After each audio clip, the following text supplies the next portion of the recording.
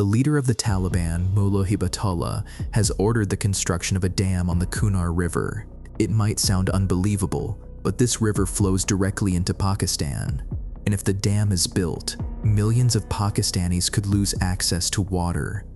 For the first time in history, the Taliban are taking a clear stance against Pakistan, but they're a huge problem. Afghanistan has no technology, no money, and no engineering capacity to build such a dam.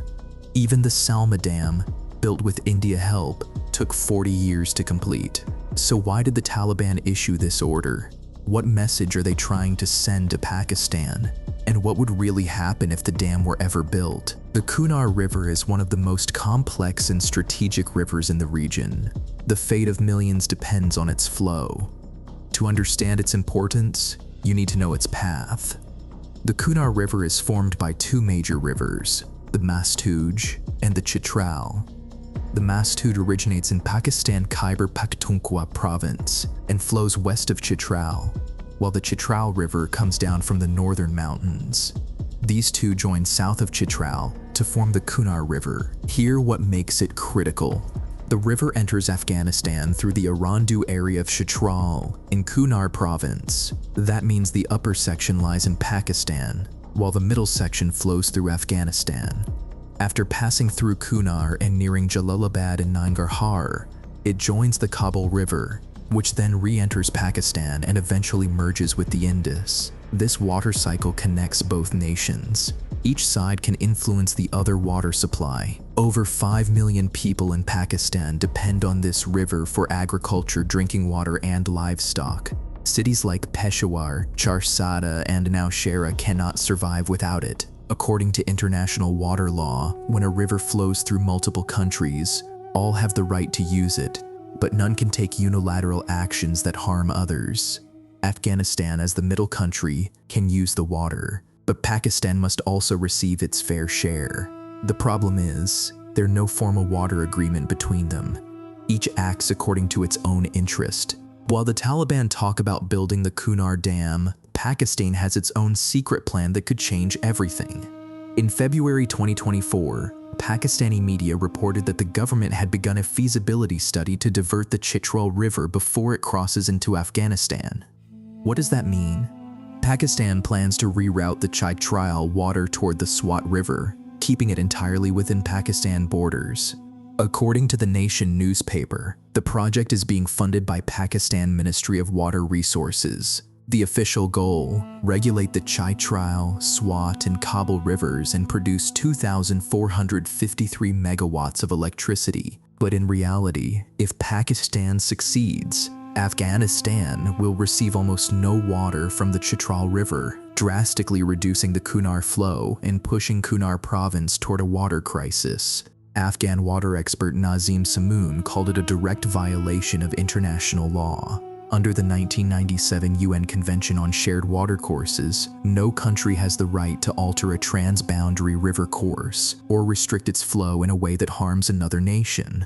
The Chitral River is a key tributary of the Kabul River Basin. If Pakistan diverts it to the Swat, Afghanistan loses one of its vital water sources. This hidden plan is actually Pakistan's countermeasure to the Taliban dam threat.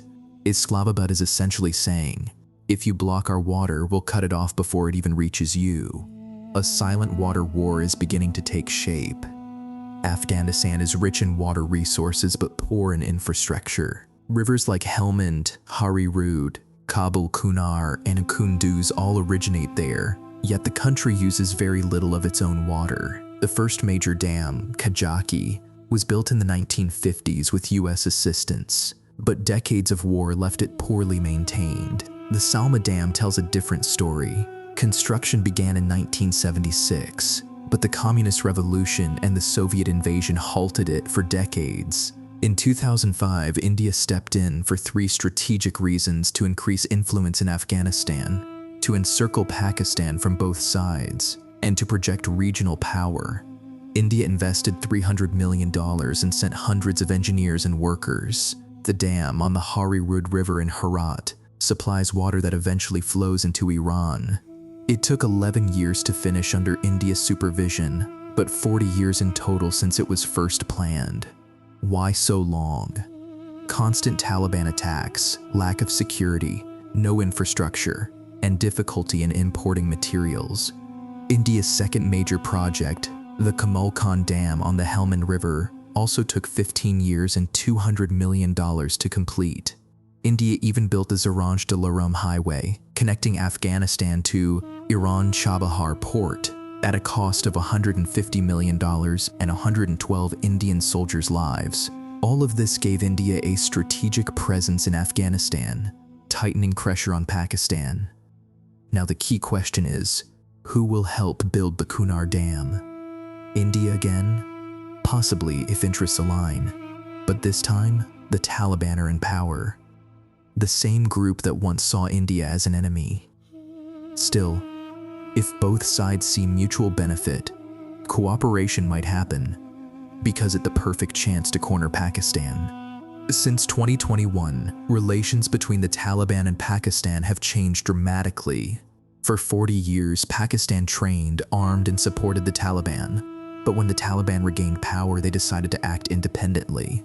The first clash, the Durand Line, a 2,640-kilometer border drawn by the British in 1893 that Afghanistan never recognized.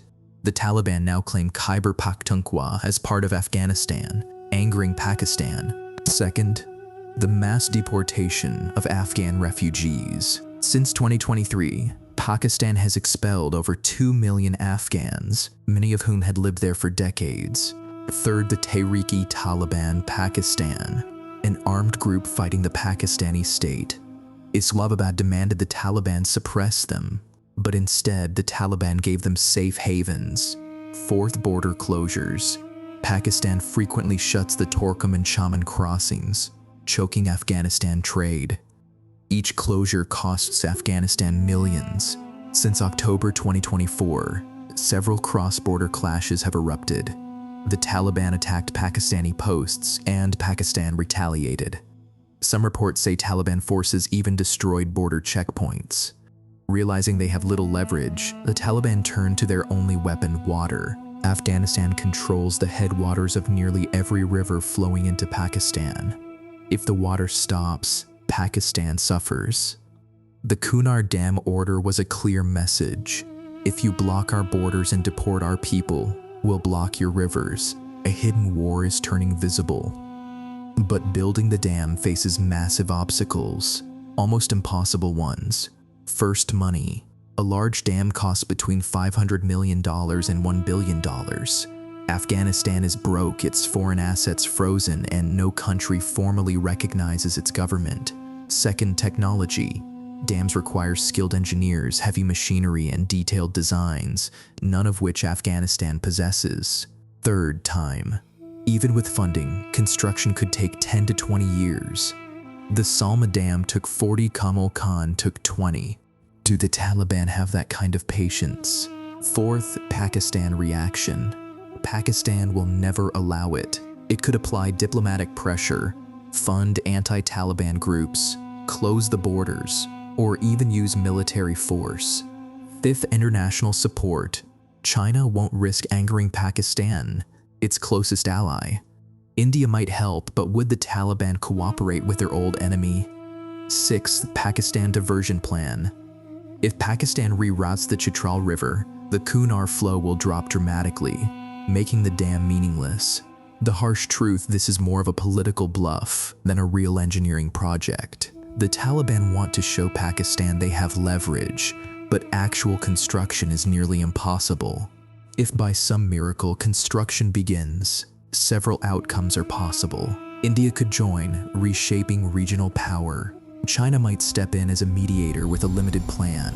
The project could stall due to corruption or lack of resources. A military clash could erupt between Taliban and Pakistan. Pakistan could divert the water first. Or though unlikely, both countries could sign a shared water treaty. Or though unlikely, both countries could sign a shared water treaty. No matter which scenario unfolds, one thing is certain: instability will grow. The Taliban Kunar Dam order marks a turning point in their relationship with Pakistan. It a declaration that they're no longer puppets and are willing to ally even with India to pressure their former patron. Pakistan, meanwhile, is responding with its own countermove, the Chitral River diversion. Neither project may ever be completed, but their message is loud and clear. The water war has begun. The question is, who will win? The one who controls the rivers, or the one who controls the guns? Only time will tell.